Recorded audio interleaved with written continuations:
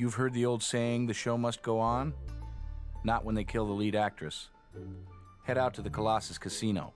It's the one that stages Broadway-style musicals. Stay alert. A young woman's life has been taken away from her. We can't give it back, but we can find the truth.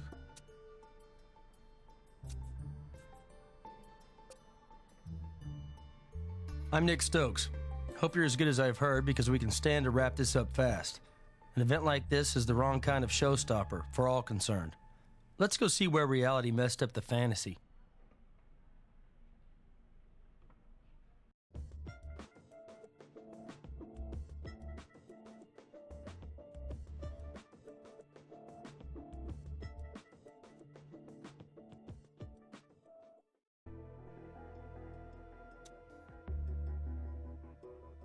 Well, the special effect was a gunshot wound in the chest. Happens to be next to a real wound of some kind, close to the heart. You know what a squib is, right? Explosive that simulates an impacting bullet? Gun-related effects are dangerous, and squibs are high on the list. Incorrectly prepped, they can wound an actor. Often, metal plates or other protective gear under the actor's clothes protect them from the blast. This stuff is usually used in film, and I gotta say, I don't care much for the idea of them in live theater.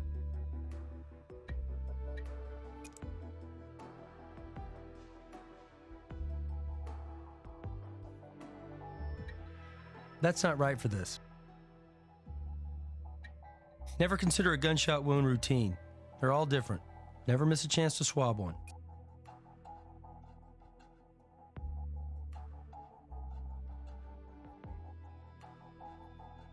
Makeup appears to have been applied a little thicker here. What do you think? Whoa, some deep bruising peeking through that makeup. She had something to hide.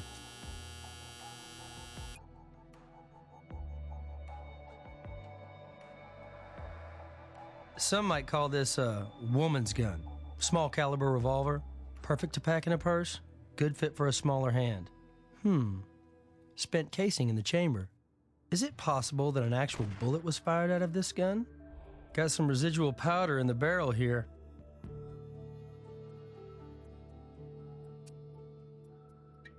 When blanks are ready for a theatrical application, the bullet is removed from the cartridge, and a flash-producing additive is put in its place, like magnesium powder. Then the end is crimped.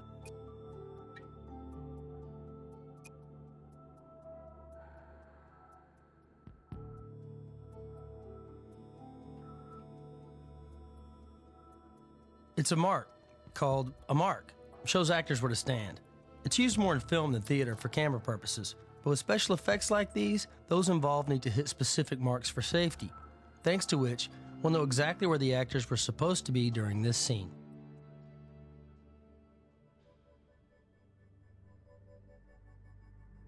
I'm Nick Stokes with the Crime Lab, and this is my assistant. Are you with the production? Yes, I'm an actress here, Heather Colby. I don't even know what to think, let alone to say. An awful thing. Terrible. Horrible. Miss Colby, we know this is difficult for you and everyone here, but we're sure you'd like to help. And you can do that by answering a few questions. This was our tech rehearsal. Standard for any production, but particularly important for one like ours. You know, with so many special effects, like the shooting scene. Hang in there, Miss Colby. Now, could you walk us through it? I really don't have all that much to tell you. First, we had the argument, and then, of course, I shot Meryl and began covering my tracks. Whoa, Miss Colby, was that just a confession? If you have something important to share, you'll need to know your rights. My rights? Oh, I can see how that sounded. I'm sorry. By covering my tracks, I mean, what I meant, that's the song title. Song I sing in the show right after that effects scene. And that's just what I did. That's how it's scripted. Meryl at her mark, I walk on stage, shoot her, and begin to sing. But this time at the end of the scene, Meryl she never got up. That had nothing to do with me. I was shooting a blank. That horrible squib must have exploded.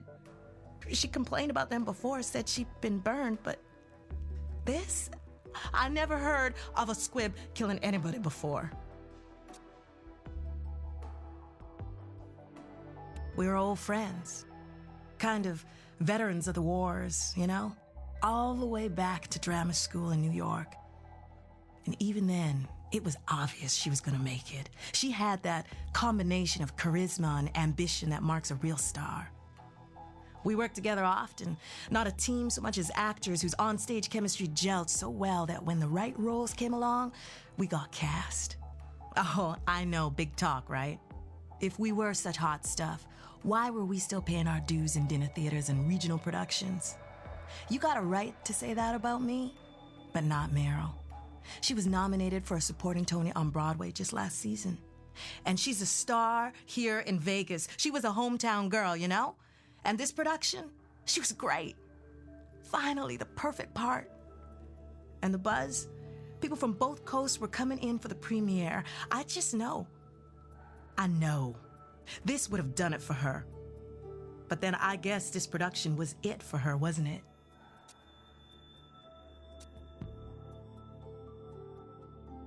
No, just the two of us, and Gus, the stage manager. He's also the technical director, and he insists pyrotechnic effects be rehearsed with the theater cleared of only himself and the actors. Safety's a big issue, and I guess you can see why.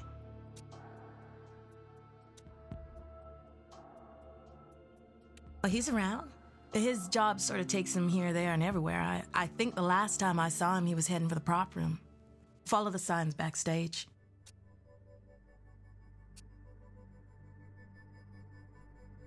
On my mark. It's still on the stage. Even during the run, we keep them there. Again, because of the safety issues. And of course, Meryl was at her mark, standing in front of me, right where she wound up.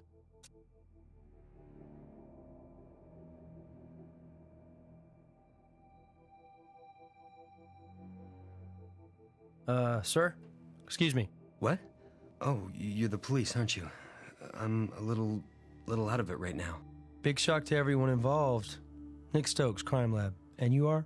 Clayton Regis, Meryl's husband. I'm afraid I'm confused. If this is an accident, why are you people here? I'm trying to deal with the loss, okay? And one thing that would help me is to know what happened here. Is it negligence or something else? The fact that you can ask such a question shows why we're here, sir. And we're going to have answers for you and for your late wife.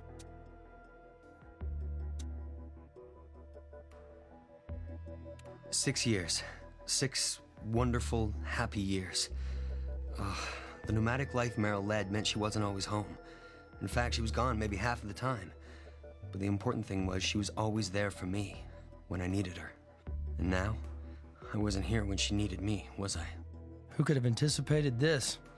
Forgive me, but I have to ask. Any problems in the marriage lately? Arguments, fights, disagreements? No, not at all.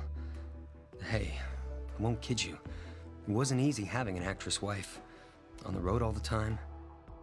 I'm in showbiz too, you know? I do various acrobatics, but it's all here in town for casino shows. Sometimes we'd argue about whether a job was worth it, worth her leaving our happy little home. Sometimes I thought she took parts that didn't pay enough or were just too small for a big talent like her. That kind of thing. Nothing unusual for a couple in our situation, and we always worked it through. Let me think. I guess I must have been at the Javanet and Brew. Took my laptop down there. One of those internet coffee shops, you know? It's just down the street. Anyway, I was coming back to the theater to pick her up, like always, when I saw the ambulance and the police cars. Well, when she's working on a show, she really burrows in and disappears into the work. I guess you'd have to say the only person besides me she's been in much contact with have been the other actors, like Heather and the director and such. I'd know him when I see him. If I've ever exchanged more than half a dozen words with the man, I'd be surprised. I do know Meryl met with him often, as you'd expect. He wired her up for the stunt today, of course. I have to say, I never did feel right about those damn squibs. What would have been wrong with a sound effect or something? It's not the movies.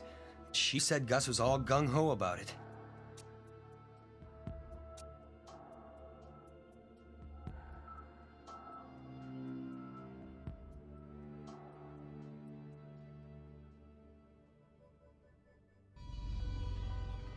Something you want?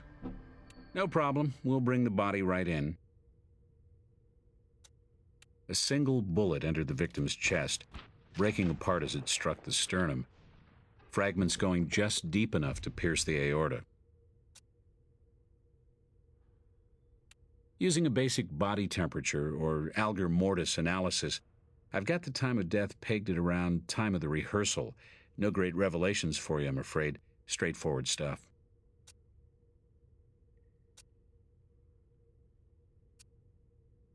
Actually, yes, several metal fragments, presumably from a bullet. They're all yours. I don't need them anymore, and neither does the Vic. Not that she ever did.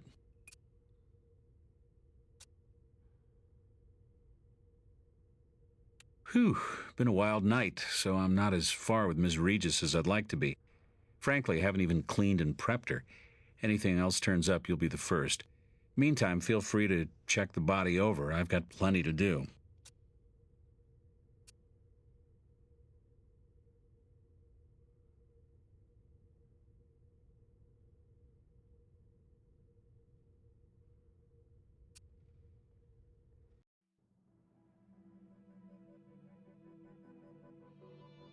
Hardly. We were colleagues and old friends.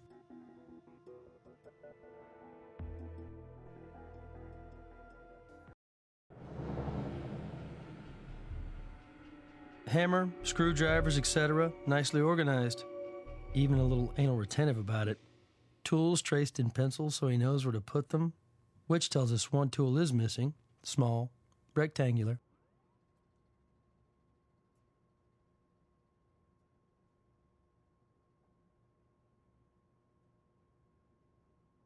Blank rounds, crimped at the end where the bullet would normally go. Explode just like a real shot, though. Quite a few different calibers here. They probably go through these pretty fast.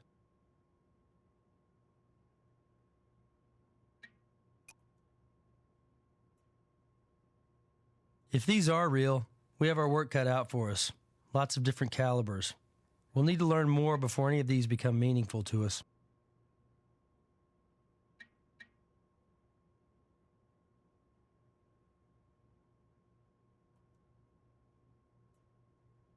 Bit of water here.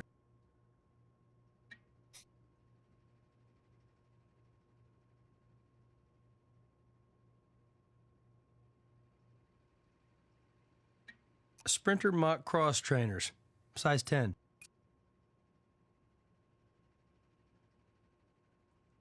Shots of Merrill, maybe during recent performances.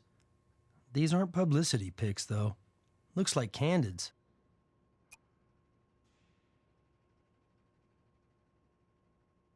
Rifle rack. One of the guns is missing, though.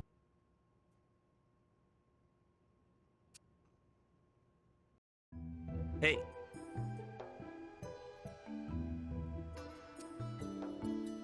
That DNA's been amplified and graphed. It's in the computer.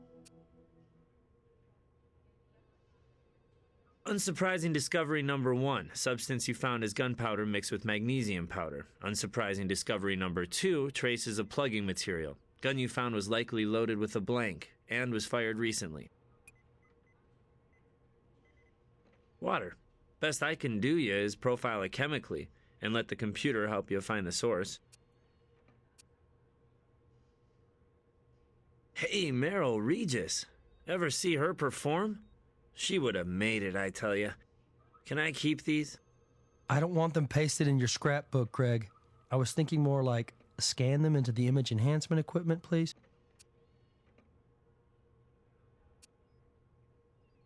Walk over to the computer and you'll find that shoe print scanned in. This is what's known as an unfired blank round, .22 caliber. Small caliber bullet broken apart. If you don't tell Grissom, I'll make an educated guess. .22. Just because it's a prop gun doesn't mean a little item like this can't fire real bullets. Can't confirm whether a bullet has been fired recently from this prop or not, but I can tell you it's a .22 caliber. This is a squib with a sound detector. Firing the prop gun causes the sound sensor to detonate the squib, but this one also seems to have a wireless receiver. For what purpose I can't tell you. Would seem redundant. Hey, this is an amateur night. Sophisticated setup. The blast plate was damaged, but that's not unusual. Explosive powder residue levels were consistent with a proper load. Our Vic must have felt a real kick when this baby went off, and no signs of tampering either.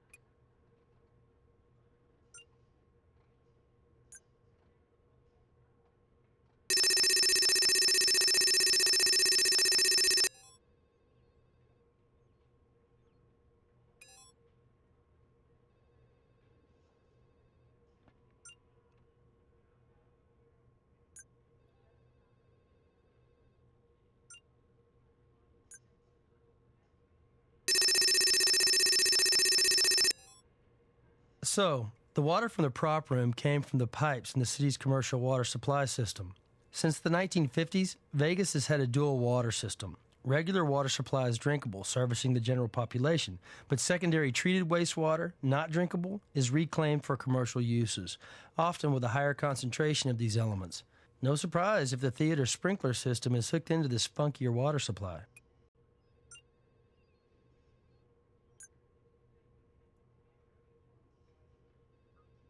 Meryl had a shiner when we found her. Let's take a closer look and see if she had it before she died, when this photo was taken. Hey, she did have that black eye before she was murdered. Finally getting somewhere. This candid is a real-life argument, not something from the show. Gus could have been stalking Meryl.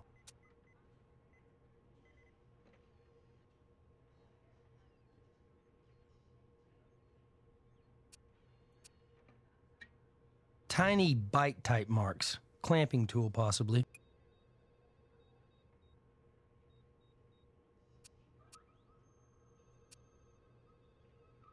Small caliber bullet broken apart. If you don't tell Grissom, I'll make an educated guess. 22. These marks suggest a clamping tool. I may be able to match them to the right tool if you can bring it to me for comparison.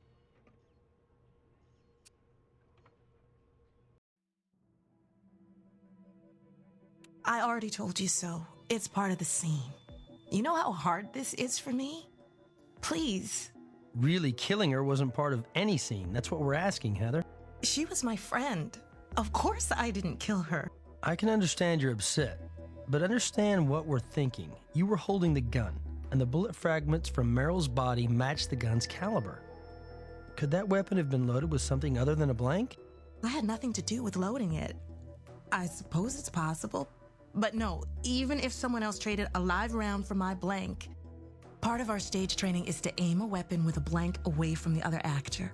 It's an illusion. From the audience, you can't tell. That sounds reasonable, Miss Colby. But you should know we can track the angle that a bullet enters a body, so it wouldn't do any good to... Check it all you like. Upside down and sideways. Just leave me alone. Why are you harassing the victim's best friend? Are you that desperate for a suspect? I had to watch someone I loved die. Isn't that enough?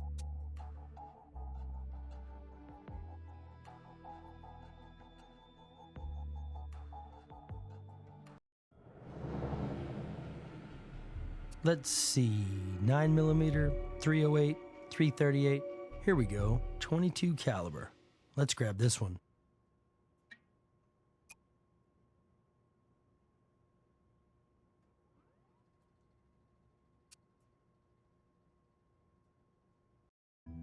Yes? Dummy round. Just like a regular round, but a prop without gunpowder. Used for all kinds of stage work, except for actually shooting. So, we've got prop bullets matching the caliber of bullet the doc recovered from the body. However, dummy bullets lack an explosive charge, but if a bullet was already in the chamber, the force of the blank round would have fired it out.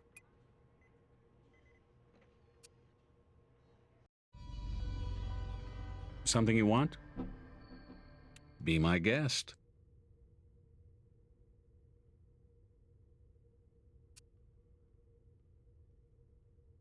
We need to determine, from the wound and internal tissue damage, the trajectory of the fatal bullet. Using microsil to cast a wound, huh? I remember another newbie doing that. Unconventional, but whatever works. We should be able to get a trajectory from the mold and show that the shot either came from Heather's gun or didn't.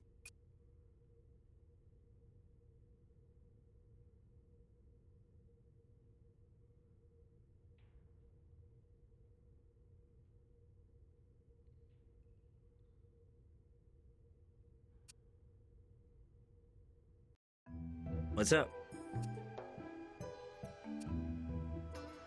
Looks like Heather Colby isn't the only one shooting blanks. You need a new suspect, guys. The cast shows the entry wound pointing downward from the body at a 30-degree angle, and a direct shot from the front. Hey, ruling people out is a start, and this sure lends credibility to Heather's story. Let's set up a trajectory dummy at the theater. That way, we'll really know where the shot came from.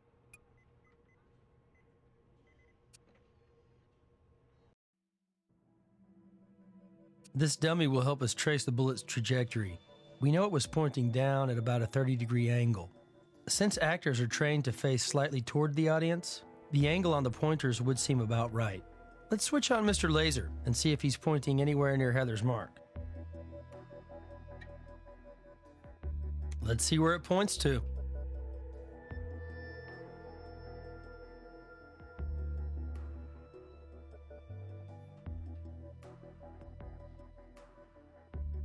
Now that's interesting. It points right down to the orchestra pit. Some kind of electronic transmitter.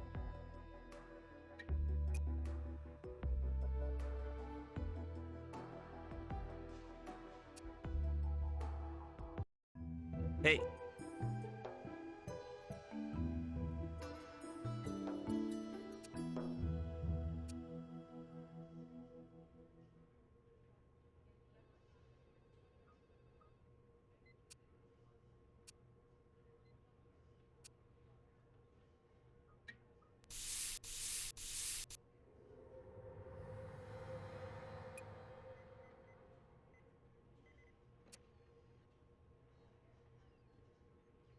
Hey, I scanned that print into the computer for you.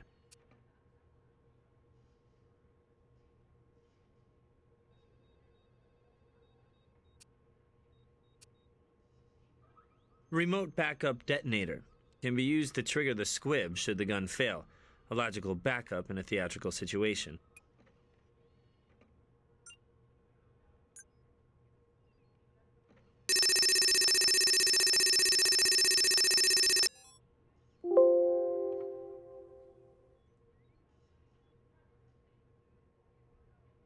The stage manager and pyrotechnician is Gus Harrison. During performances, he handled the backup detonator in the orchestra pit. Plus, he's got a criminal history. Of course, none of this proves he was in the pit at the time of the killing.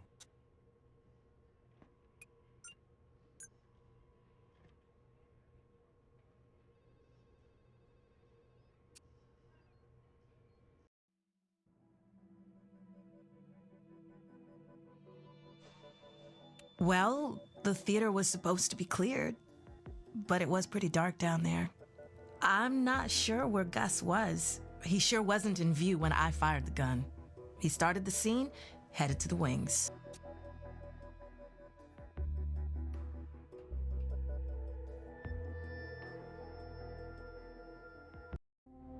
Need something?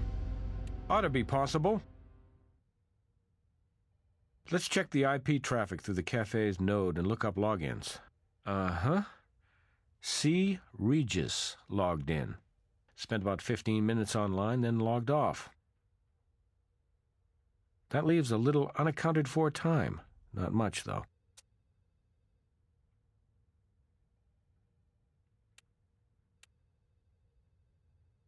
So he cleared the theater, had access to the orchestra pit, which is where we now think the shot came from. Plus, he's got a criminal record and is the guy in charge of the pyrotechnics. Oh, yeah, let's definitely get to know Gus better. Mr. Harrison, we're with the crime lab. Can we have a word with you? Sure, of course. Wondered when you CSIs would get around to me. Call me Gus, though. That's what my friends call me. Want to help any way I can. Doesn't do much for my rep, but fatality on my watch. We'll keep it Mr. Harrison for now. We try to keep it professional. Well, directors come and go, actors too. I'm sort of the continuity, the glue you might say. But in an operation like this, a stage manager has to wear a lot of hats. So I'm also the technical director, in charge of props and pyrotechnics. I'm a believer in doing live effects, kind of things people are used to seeing in the movies, squibs and all. Can't have a sound effect over the sound system. That wouldn't even convince Grandma these days. Great gal. What can I say? She was the closest thing to a local star we have in Vegas, as far as legit theater is concerned. Hollywood and Broadway had been sniffing around. I worked with her before, but I wouldn't say we're friends. Co-workers. Friendly. Sure going to miss her.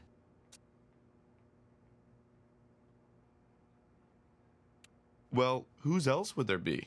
I told you, I'm the prop guy. Pyro Man. That's a remote detonator. I push the button as a backup. If the gun blasts don't detonate the squib, last thing you want in the middle of a show is to have one of your big scenes go flat because an effect fizzles. I was in the pit with my backup device, watching the stunt go down. Always keep them handy. We just had a photo shoot the day before that rehearsal. Matter of fact, I put some of them dummy bullets in Heather's prop pistol. If the revolver cylinder was empty, it'd show in the stills. Could one of the dummy bullets have been left in that gun? Well, I suppose. I mean, I try to be careful, but I'm only one man, and you don't mean... My God, that's horrible. I could have been responsible for this? I mean, accidentally responsible. No, hell no. Even if I did screw up, and I didn't, Heather followed my stage directions and fired away from Meryl, angled to one side. If a real round did accidentally get fired out of that thing, it wouldn't have struck Meryl anyway. You seem sure of that. Damn sure, for 3 reasons. First, I saw the stunt go down. I saw Heather fire at an angle. Second, I count the bullets I use, always. And with that photo shoot, I clearly remember doing that, both before and after. And finally, I always disassemble, clean, and oil the prop weapons after they've been used. Those are continuity photos. You know, making sure that things are in exactly the same spot next time you see them. I've heard of that in film work, but never in a live theater performance. Oh, it's common enough. When we hustle the props around, we've got to track them, scene to scene. Photos make a handy crib sheet. But your continuity photos seem to track Meryl Regis specifically, scene to scene. Almost all of these continuity photos are of her. Hey, can I help? She was the star of the show. A rifle missing. Hey, that's news to me. Really? But you're so careful, Mr. Harrison. And yes, it's gone, from the rack. Do you recall that specific weapon? If it's the one I'm thinking of, bolt action rifle, 30 caliber. Telescopic sight on that puppy. We did a show about a sniper killer a while back. Must have been another musical. You're an expert, Mr. Harrison. How tough would it be to make a homemade noise suppressor for a weapon like that? Well, probably not tough at all. A lot of do-it-yourself stuff floating around the internet. But you'd still have to know what you were doing. It ain't just any chump can build one. Sounds like work for an expert. Right, Mr. Harrison?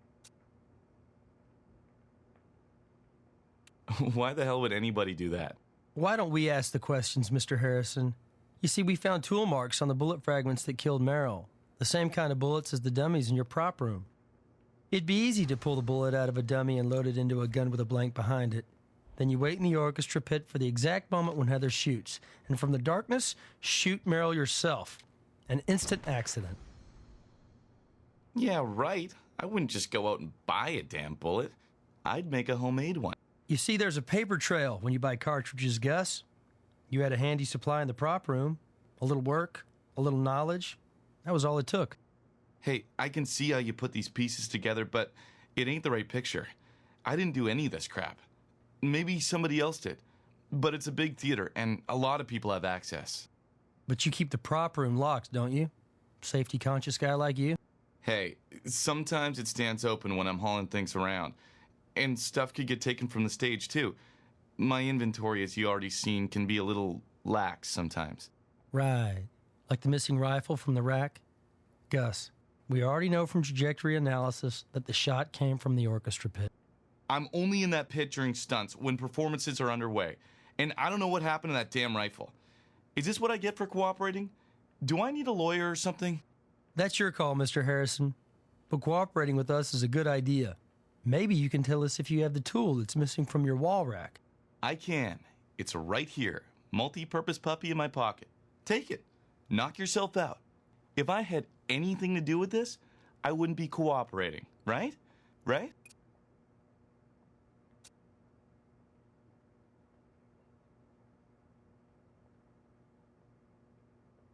Hey, she was alive last time I saw her.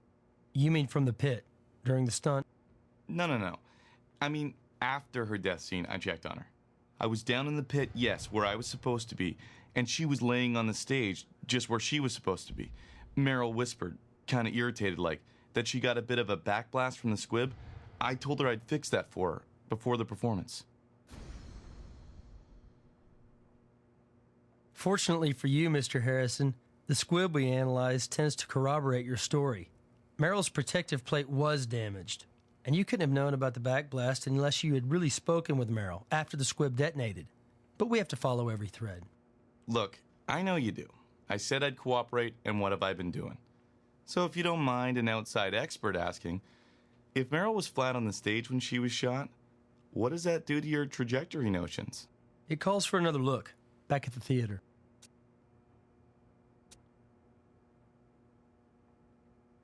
I don't want to play pin the tail on some other poor sucker, but I got to admit, showbiz, the theater, it's a dog-eat-dog deal.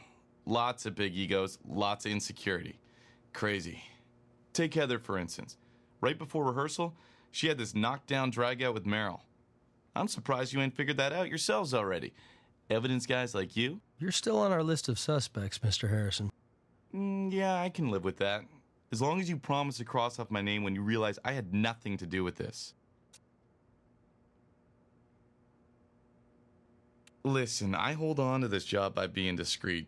But yeah, that's Heather and Meryl going at it. Kind of a lover's quarrel, if you get my drift. Stirring an angry husband and you've got an instant soap opera. But that's all you get on that from me. Go to the sources if you want more. Heather and Clayton have probably left the theater by now. We could try to track them down at their homes.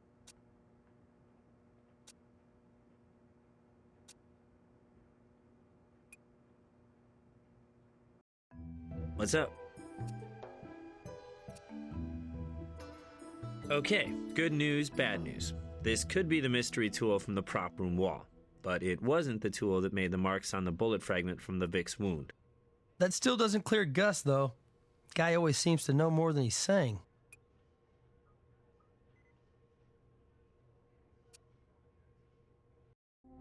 What's up? An easy one for once. Got it. 1486 Westfield Crescent. Nice neighborhood on the east side. No prob.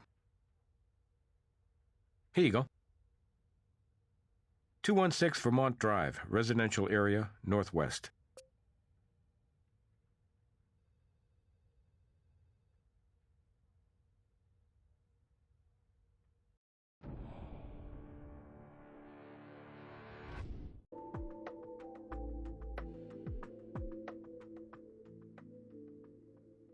Excuse me? Gus told us about it. I guess when you fight on stage, the stage manager notices. Oh, that. No, that was no argument. We were just agreeably disagreeing over the motivation of my character.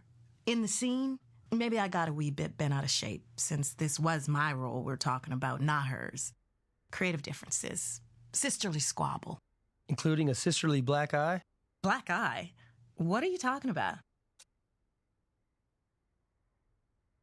You know, suddenly, I am not liking the tone of this. I don't want you poking around in my things, my business, not unless it's official.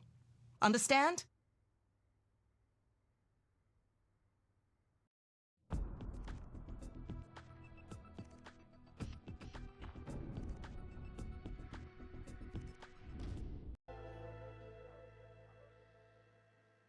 Listen, guys, I understand you have a job to do, but I'm mourning the loss of my wife, and I just don't have any stomach for this right now, okay? That's all we need right now. Yeah? What do you need, guys? It's likely evidence at the Colby woman's home might corroborate your stage manager's story, along with his peeping Tom pics. You've got your warrant.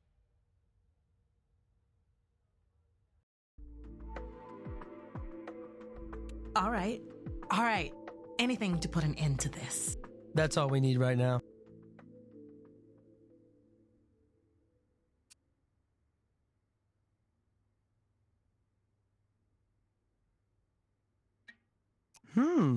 Think these will fit me?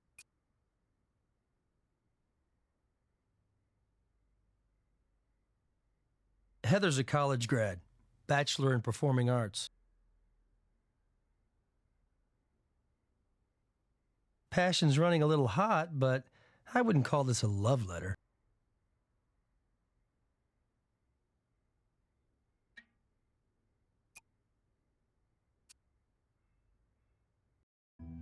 Yes.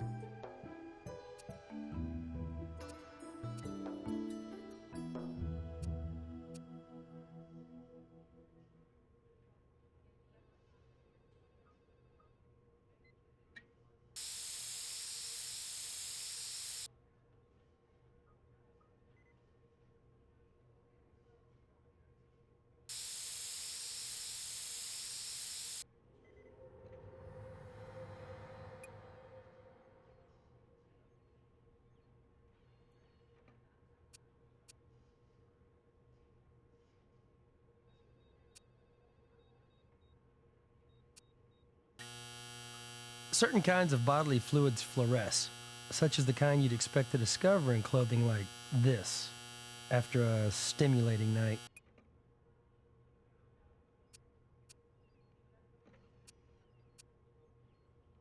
I sent the prints you found on the letter over to the computer.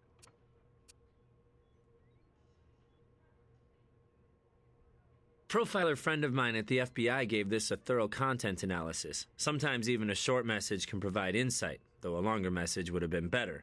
My guy says we're likely looking for somebody with a university education, sociable, assertive, who tends to read a lot of very visual, descriptive fiction. Screenplays, maybe.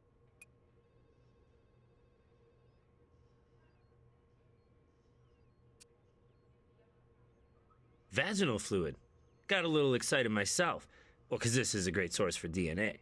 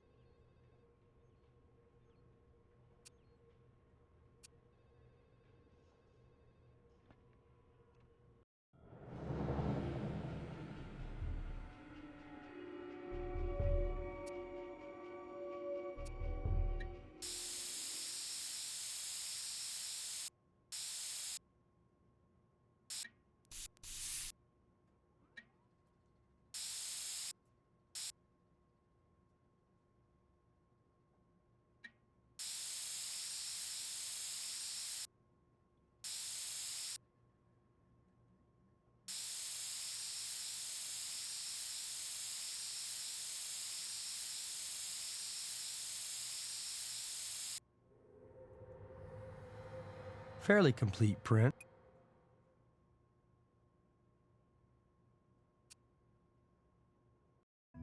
What's up? That print has been scanned into the computer for you.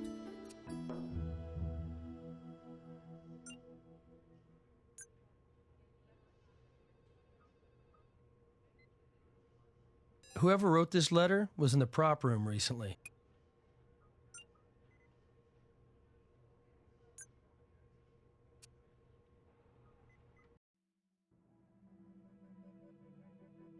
We need to check out Gus's story. If Meryl was laying on stage, playing dead at the time she was shot, our trajectory theory is out of whack. Let's see where it points to.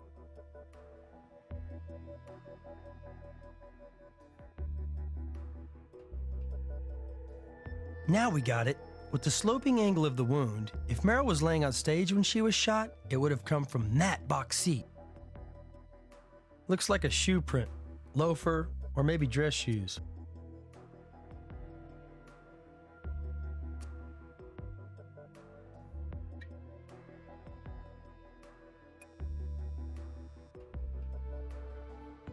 Interesting print, impressed more towards the instep, suggesting a slight pronation.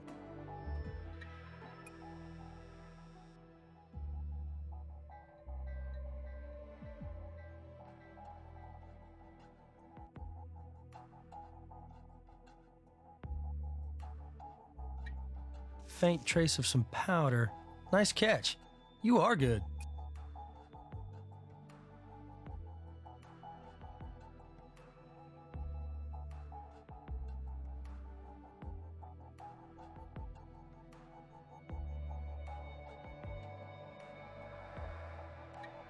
Water stain, possibly.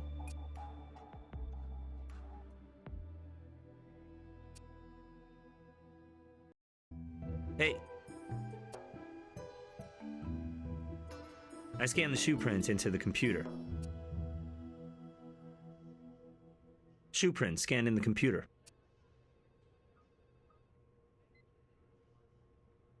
Traces of barium, lead, and antimony. Main ingredients of that ever-popular favorite, gunshot residue.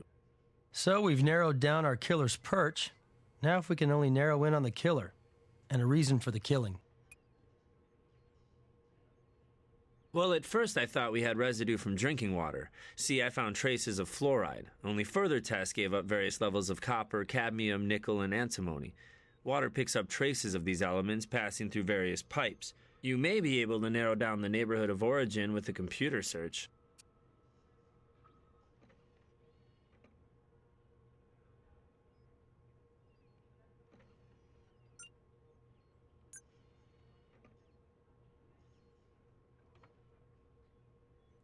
Seems the owner of these shoes from the prop room has been lurking around the balcony box seats.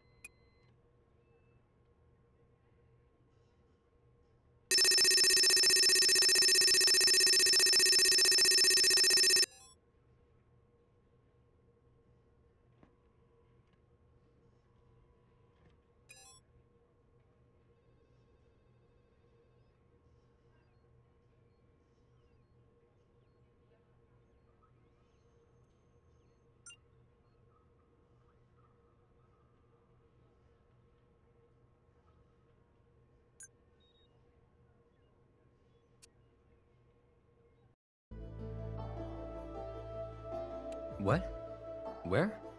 Oh, at the Colossus? No, if I'm around for rehearsals, I watch from the dress circle.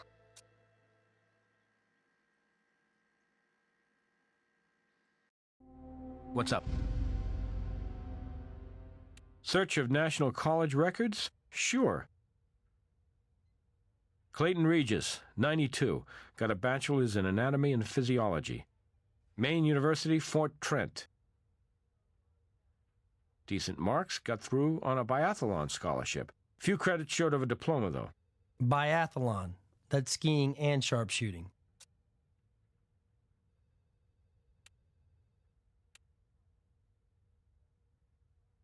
Yeah, let's see if your suspect has anything else to tell us. Of course I do. I run the prop room. How many times? Some detectives you guys are. I mean, duh.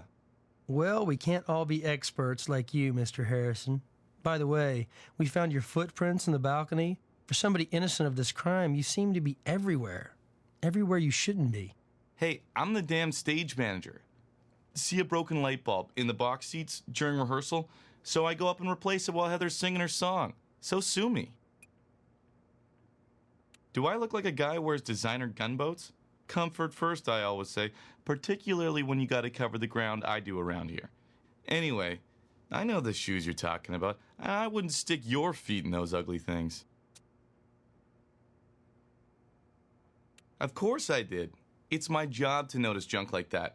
I'll call a plumber in when I'm not spending all my time talking to cops who want to pin a murder on my innocent tail.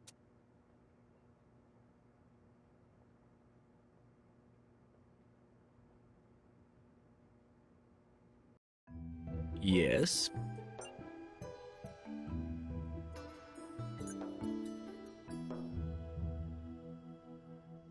We've confirmed that soap opera tale our stage manager was hinting about. Either Meryl and Heather were sharing their undies, or they were sharing a lot more than that. But infidelity is a three-way street, meaning to Meryl and Heather, we have to add Clayton.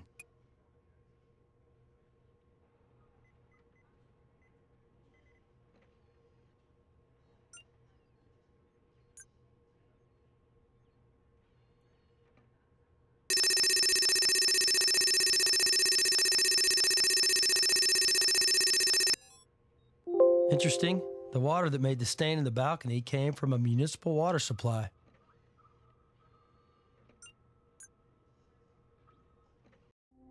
Need something?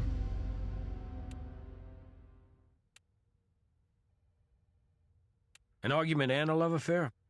While your trajectory analysis suggests she probably didn't kill Merrill herself, we still need the story between those two. If I were, and I didn't say that, what business of yours would that be? Why can't you let Meryl rest in peace? She might rest more peacefully with her murderer behind bars. We have physical evidence suggesting you two are intimate. We'd like you to confirm that. Would you? Try holding your breath. You'd look cute in blue. I had nothing to do with that. Really? Well, you definitely fit the profile of the person who wrote it. Now we just want to know who you were going to send it to. I don't know what your computers or your experts told you, but I didn't write that damn letter, all right? I found it under my door the other day. If you would like to know who might want to threaten me, I'd suggest you look at that abusive husband of hers. Clayton, where do you think she got that black eye from anyway?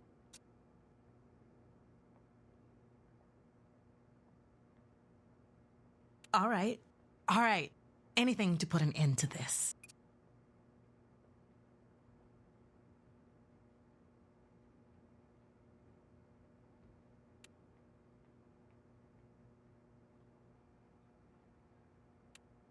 His profile matches the analysis from the letter. His wife was sleeping around with another woman, who implies that Clayton was the one who gave Merrill the black eye. Well, I'd say that's an invitation to dine. Go see what the happy couple's home has to tell us.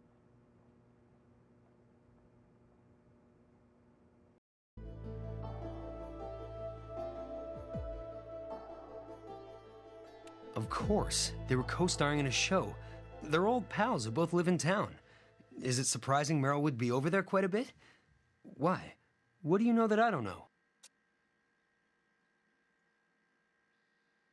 I was wondering about that. The mortician had to cover it up. I thought it had something to do with her falling after she was shot. Heather Colby? Of course not. Why would you even suggest that? She and I aren't friends particularly, but I wouldn't... Hey, I mean, I have no reason to talk to her, let alone send her letters.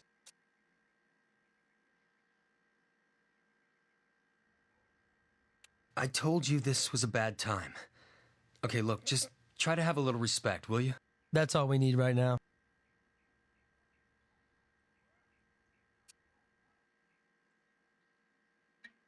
Bruno Pagli Lozano loafers, size 10.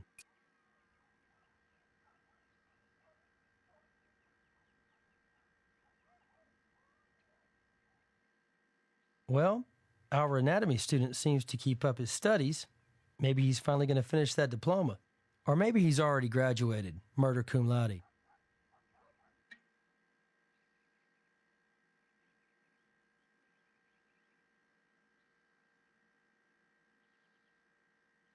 That's really strange.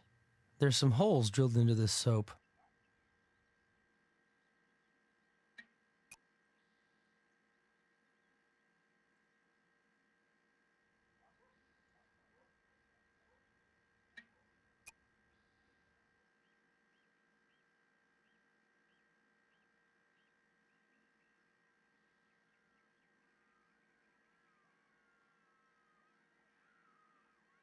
Pair of pliers.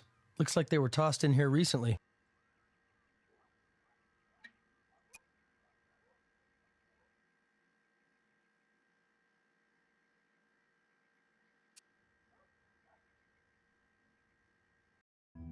Hey.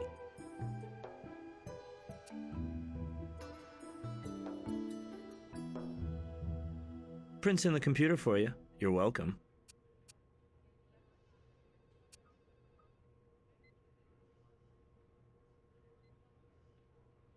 Bruno Pagli Lozano's. Definitely my style, definitely not my price range. I'll scan them into the computer for you. Bar of soap, holes drilled into it. When I noticed they came to a point, I remembered that missing .308 caliber rifle your stage manager mentioned earlier. That got me to thinking, and I took some measurements. Let me guess. Same as that rifle? You're guessing again. I'm gonna tell Grissom that you're right. Perfect cast of a .308 caliber rifle bullet.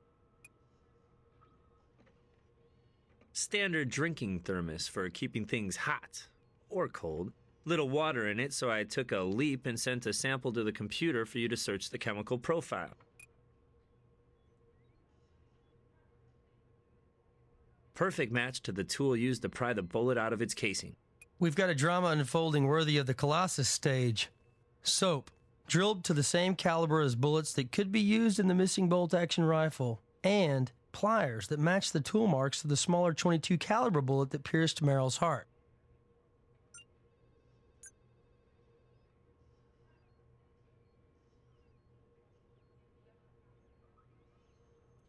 This comes as close as possible to matching the shoe prints found on the carpet. I'm starting to like Merrill's husband for this. How about you?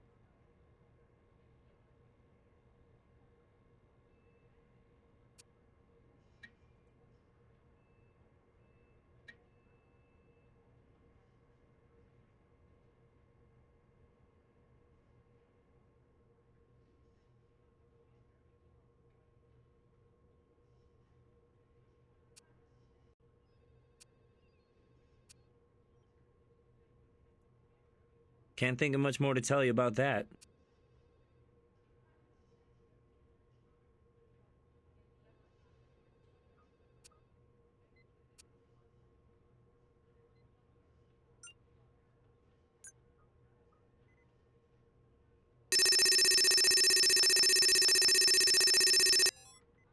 Not surprising that it's from a municipal water supply, but what's even more interesting is that the chemical profile of the water is nearly identical to the water we found in the balcony.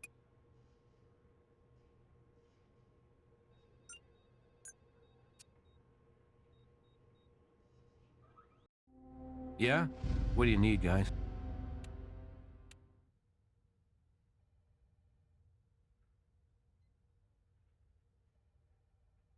Plenty of mounting evidence against hubby here. Too much to ignore. A little grief counseling seems called for. What are you talking about? I was never up there. Why would I be there? You tell us, because we can prove you were. Your shoe prints match prints on the carpet, and water stains from the floor match the chemical composition of water from your home. Water from my part of town found in that balcony? Oh, how damning. It's a real smoking gun, huh? You people.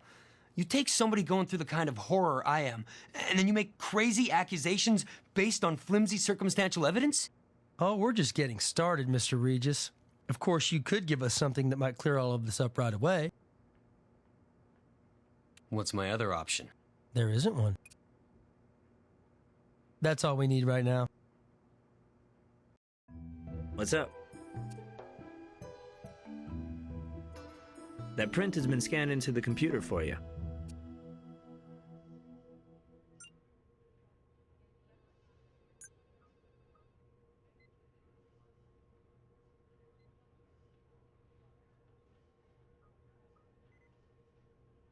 Well, after all this, we're down to CSI 101.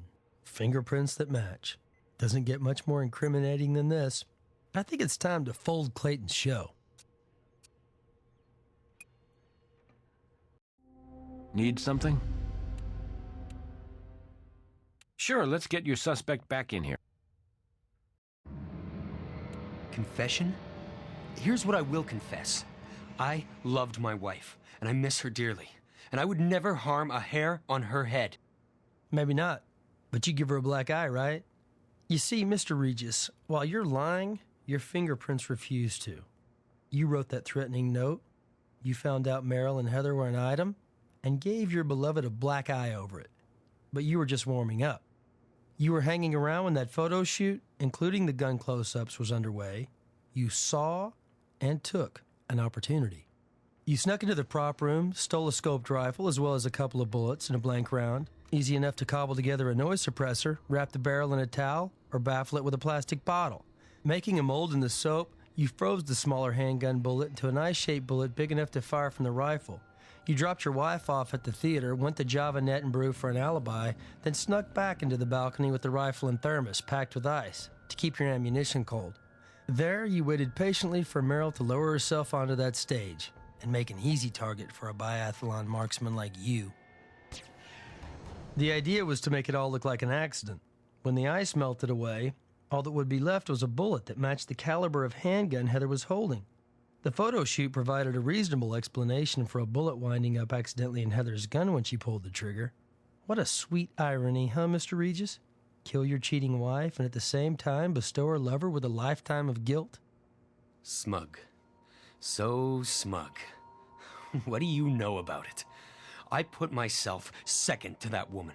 Her career was the be-all and end-all, and that was fine. I loved her.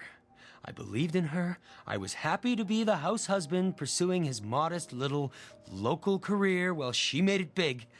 But making it with that tramp wasn't part of the bargain. I sacrificed everything for that woman.